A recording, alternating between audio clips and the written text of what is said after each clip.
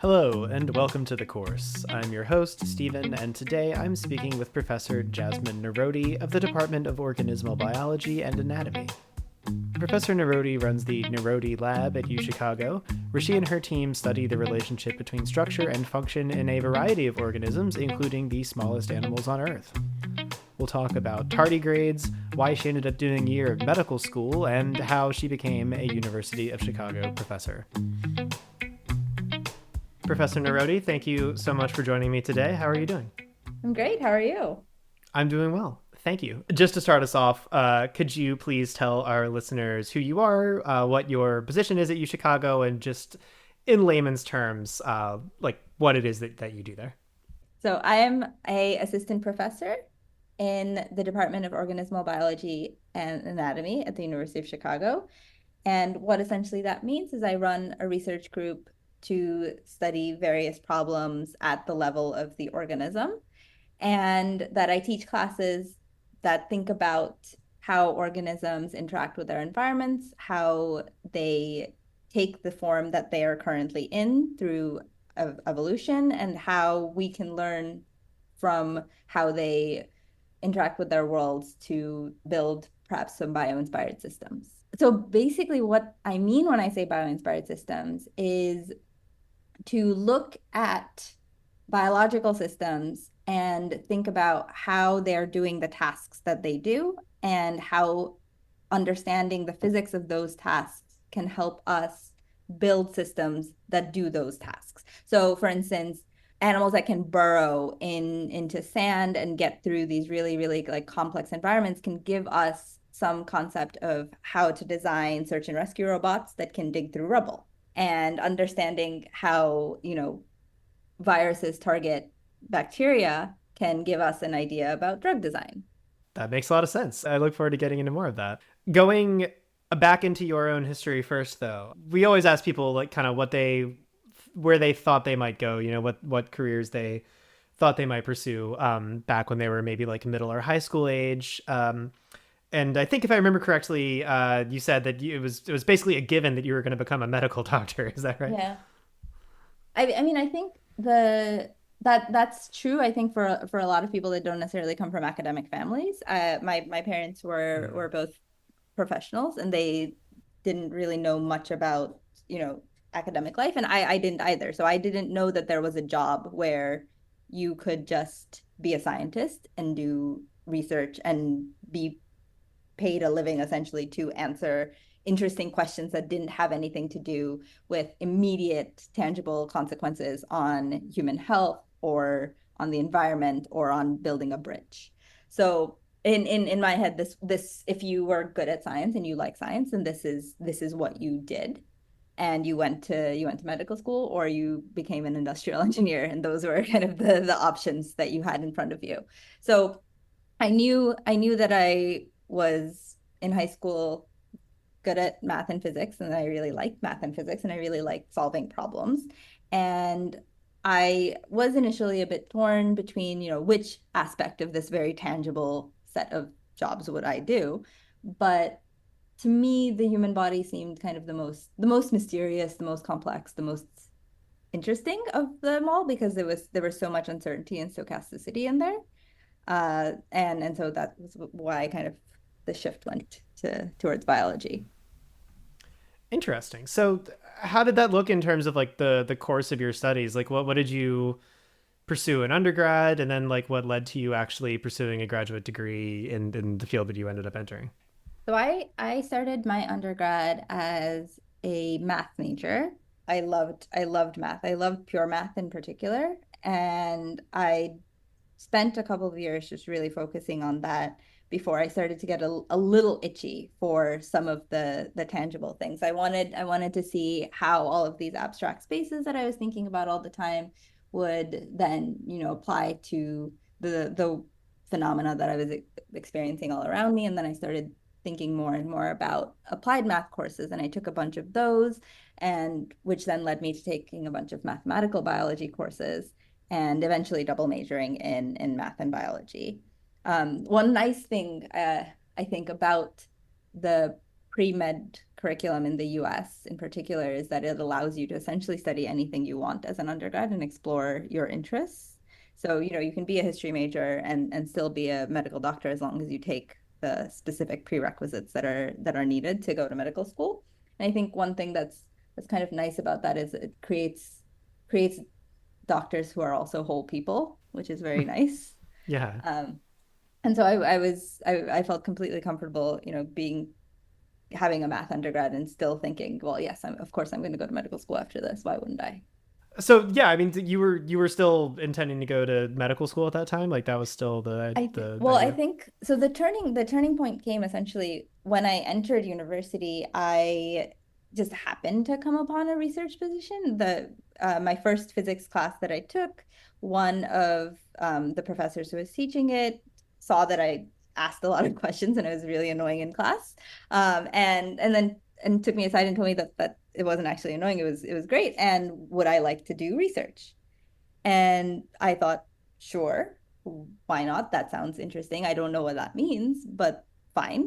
Right. And I joined a lab at in the applied math department, which is also what kind of shifted me towards applied math eventually. And I started studying how snakes moved. So, how snakes moved on flat surfaces, how their scales interacted with various materials to propel them forward. And it was amazing. I was learning all these tools and techniques in my classes, and all of a sudden I was seeing how those really manifested in real life things. I was taking videos of snakes and then I was applying math to understand how those snakes did that. And that was crazy and it was mind blowing to me.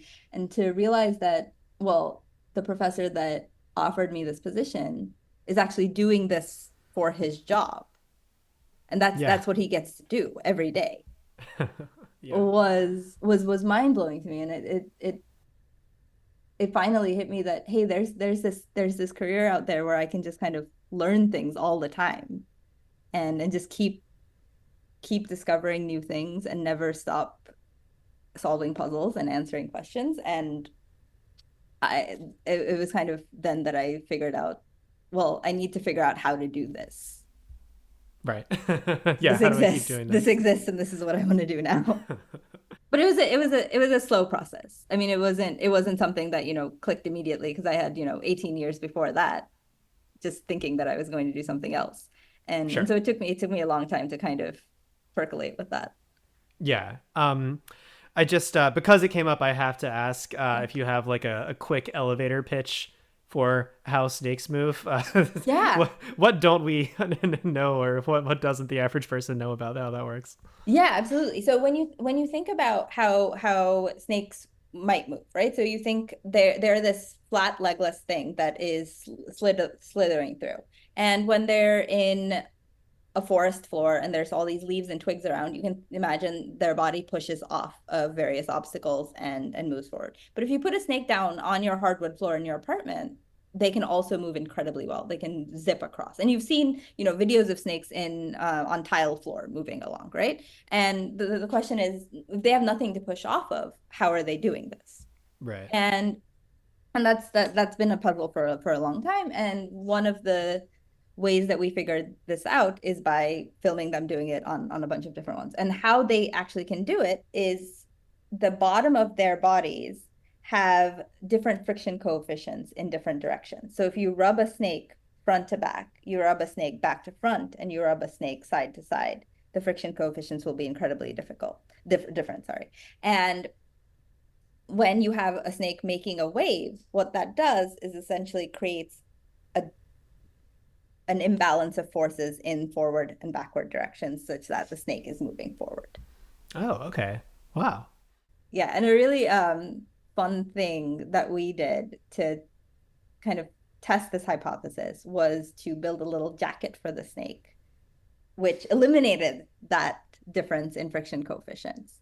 And once you put on these little like snake stockings and you put them down on the table, they just kind of do a standing wave in place, Huh. which is kind of hilarious and sad at the same time, I would say. So we actually built it out of just stockings. You go to CBS and you buy the tights, like 10 denier, and then you just stitch them tight so that the snake just fits into it. And it's stretchy material, so you kind of just get it to slither in, put it on, and then they hate it. Yeah, I can imagine.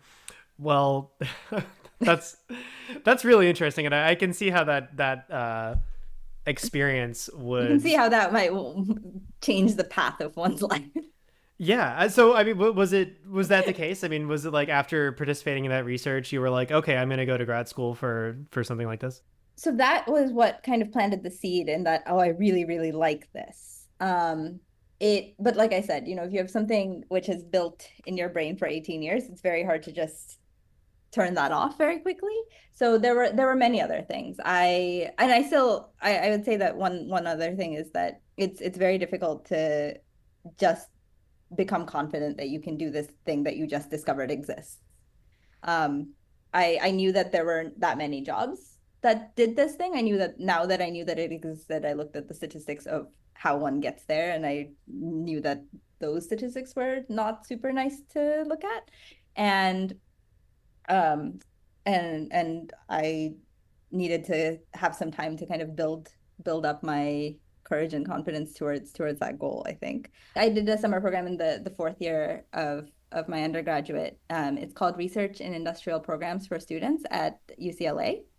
And it's remarkable. It's one of the only research experiences for undergrad, so REUs, that integrates both academic research with industry research. So each team of undergraduates gets a problem that's given to them by an industry mentor, and then they also have an academic mentor that helps them solve that problem that they then present as a deliverable to the industry. So it's a great way for mathematicians or physicists to see real applications to the work that they're doing while still doing essentially real math, not doing anything that is just, it's still intellectually incredibly stimulating, but you're seeing the real life impacts of your work. And it's a program like no other. I think it's fantastic. So then after that, I actually did go to medical school for a year. And while I was in medical school, I pretty quickly realized that, okay, well, this isn't for me. I thought that maybe it might be, maybe there was some way that I could, still stick with this thing that I had thought that I would do for ages, but have fun with it and do something a little bit offbeat. But while I was there, just in my first year classes, I all I could think about was asking a ton of questions, but there was never any time because there were so many books, and there's just so much to learn and cram into your head that there wasn't really time to ask more detailed questions of, well, why does it work that way? It's like, it doesn't matter. You just have to know because we have to move on to the next module. There's just too much to learn. And I really, really missed the time that I had to kind of sit and think more deeply about things rather than more broadly. And I think if I'd, gotten through the initial bits and kind of gotten to residency, I probably would have been able to finally do that again, to think kind of deeply about one system. But Right. But um medical school is not famous for how much free time you have or how no, much sort of no, it free isn't. range you have in terms And of, I yeah. wasn't willing to wait that long. But yeah, that makes So I, sense. I I left after my first year and started graduate school instead. And I went to Berkeley, and I went to study biophysics there, which seemed like the right thing. It seemed like something where I could ask the kind of questions that I wanted about the systems that I wanted to ask about. And at the time, I didn't really know what biophysics was because in my undergraduate, so I did my undergraduate at NYU, there wasn't really a biophysics program. There were physicists and there were biologists. And I knew that I really, really liked physics and math, and I was very interested in learning and being good at those tools and techniques. But I knew that I wanted to ask questions in biology. I wanted to understand biological systems, but I wanted to understand them in a way that physics and math would help me chip away at the mysteries there. Are there any people in particular who stand out to you as like really important mentors who like really shaped the trajectory of your studies? Yeah, absolutely. So there have been many, many, and I think my undergraduate advisor and my PhD supervisor were really seminal in this. My undergrad advisors were the ones that introduced me initially to this area, that research was a thing that existed, and their enthusiasm is the thing that made me believe that this was a fun job to have. And so I worked at NYU with Michael Shelley and David Hu, and they basically, by example, led me to this path. And then when I went to graduate school, I worked with a um, biophysicist, I suppose, called named George Oster. And I say I suppose because he was a little bit of everything. I think he was trained in nuclear engineering. He was a polymath like I've never seen before. And his way of approaching science and approaching research was the thing that has shaped me now, which is that he did projects that he thought were interesting and that he thought that he could make an impact with. And they didn't have to necessarily be related to the last thing he did. They didn't necessarily have to be connected to some grant scheme, but he saw a question and he knew that he had to answer it, and there was a visceral thing that came up, and that is what is kind of shaped my philosophy on research and science, which is that if it moves you and it's fun and you really really need to answer it, then answer it. Yeah, so I would love to just kind of hear like where that interest has taken you and like what questions, yeah, what questions you've like looked at over the course of your career or like what you're looking at now. Yeah. Yeah, it sounds like there are a lot of really interesting avenues to pursue here. Yeah, totally. So very broadly, I am really interested in the physics of how organisms interact with their environments and how those interactions feed back on the organisms to shape their behavior, shape their morphology. So essentially what I mean by that is that all organisms, so from, bacteria to us, have to be able to navigate through our environments, right? And we have to be able to move through our environments to survive, to do various things that we need to pass on our genes.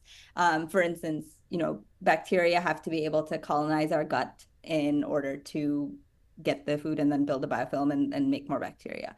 And in order to do those things in different environments, different bacteria need to have different skill sets, different shapes, different underlying biochemical pathways, and different bacterial lineages have evolved those over millions and millions of years. And what I'm interested in is how we can understand the what. So, what are the actual physical interactions? What are the details of those mechanics of that complex environment feeding into this bacteria interacting with it?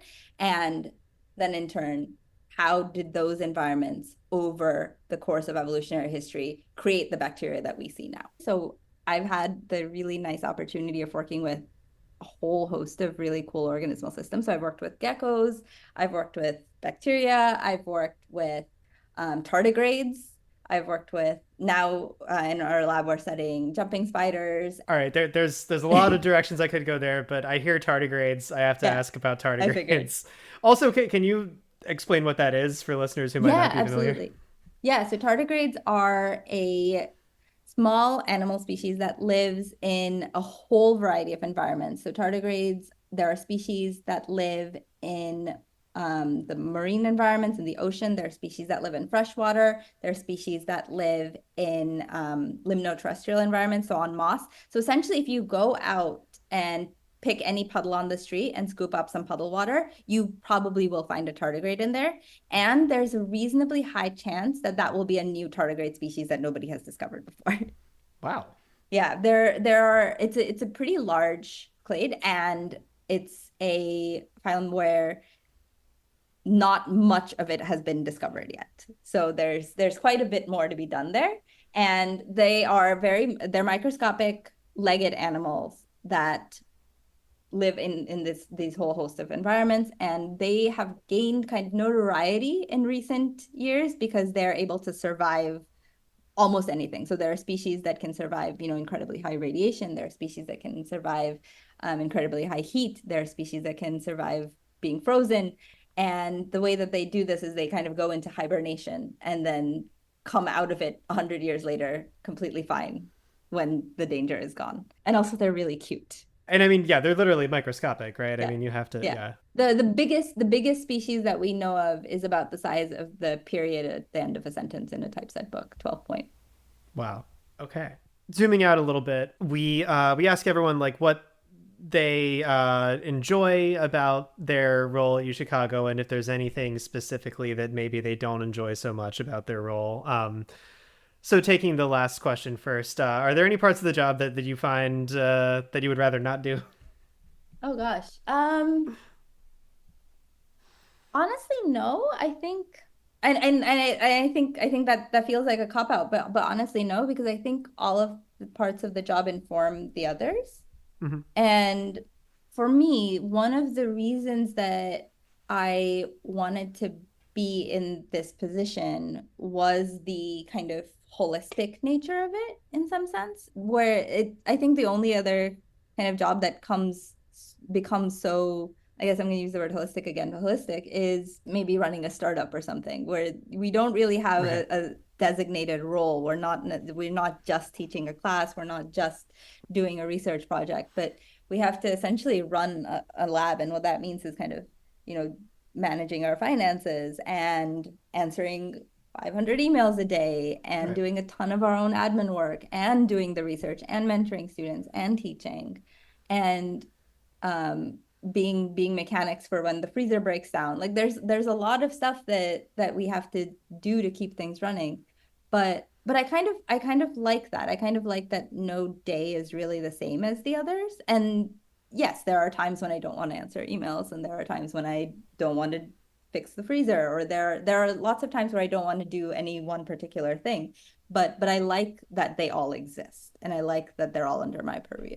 And I was going to ask what, what it really means to run a lab, but I think that's a great description. Like, you're leading the research, and I assume you have, kind of mentoring the people under you, but also like when the appliances break, Yeah. then that's I also guess I guess I can say it's not the thing that I don't like about the job, because I like having all these jobs, but I think the thing that maybe we as an academic system could do a little better is to train incoming professors for what the realities of that job are.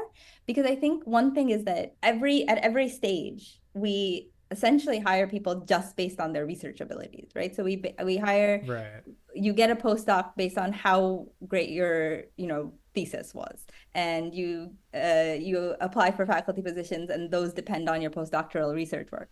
But once you actually get a faculty position, research is not a huge, I mean, it's the core of your job, but of your day to day, it's not a huge part. You have graduate students and postdocs and undergrads that you're mentoring that are actually in the lab doing a lot of the things that got you the job essentially. So those skills that you built all those years for all those years, you're not actually using them as much as you did in your postdoc.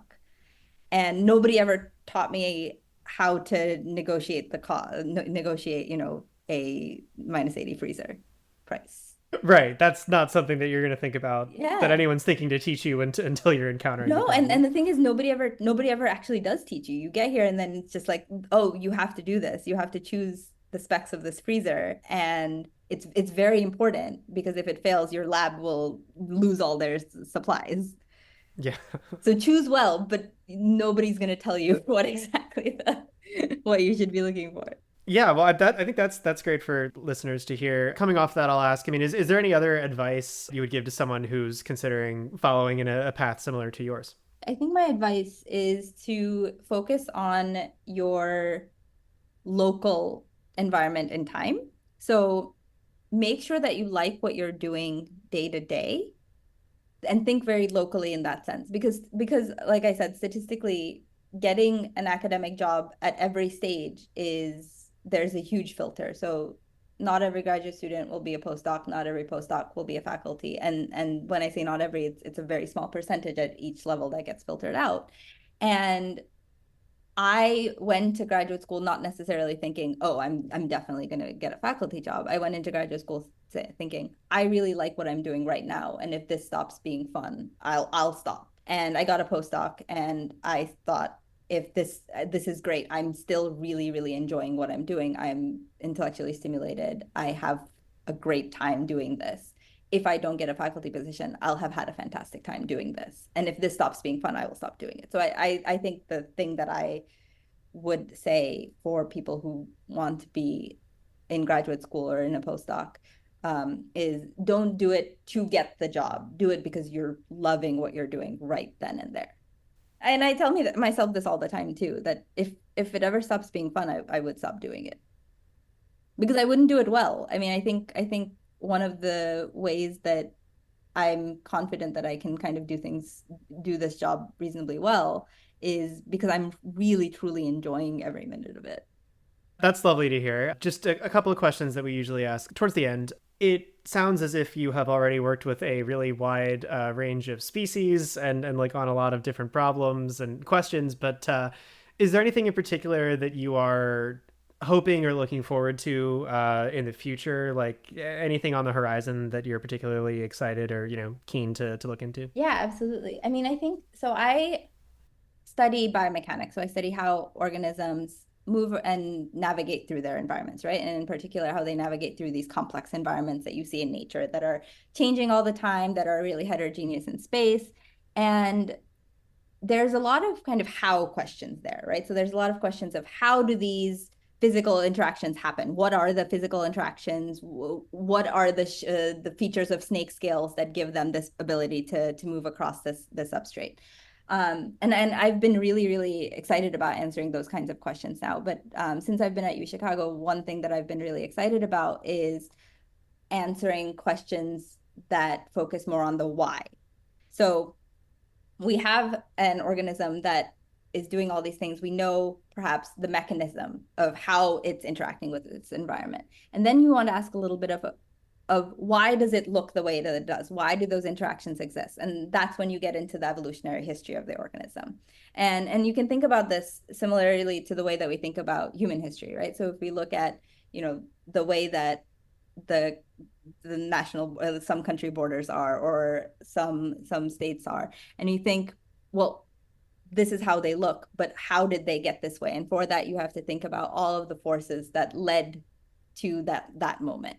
And it's the same in evolution. And that's what's fascinating to me about biological systems, is that you can't really think about them just as a static entity that exists now, but as this thing that has a very complex history that you can't truly understand it without considering. Right. Like organisms, they're not necessarily built for the environment they're in right now. They've Exactly. been shaped Yes.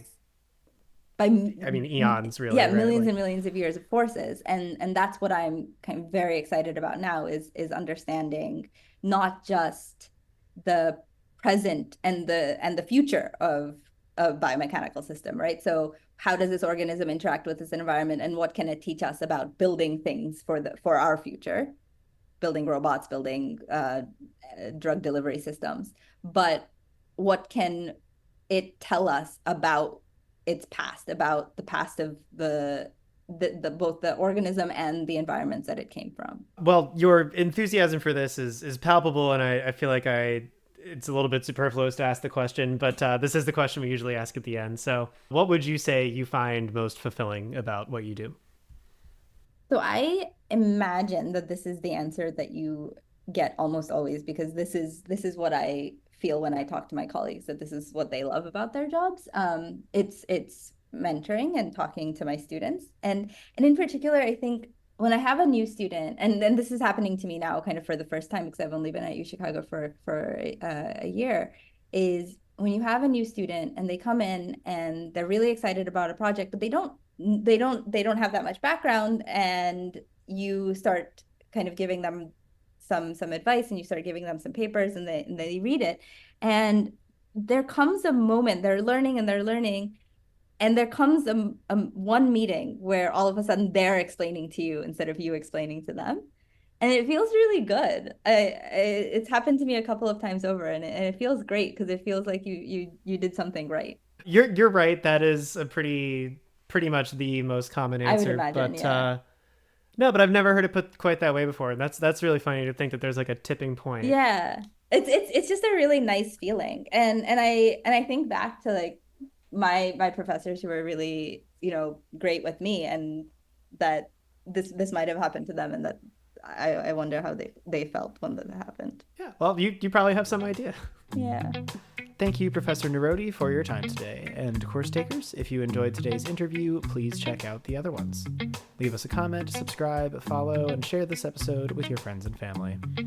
You can find out more about the University of Chicago through uchicago.edu or the university's campus in Hong Kong through uchicago.hk. Stay tuned for more, and thanks for listening.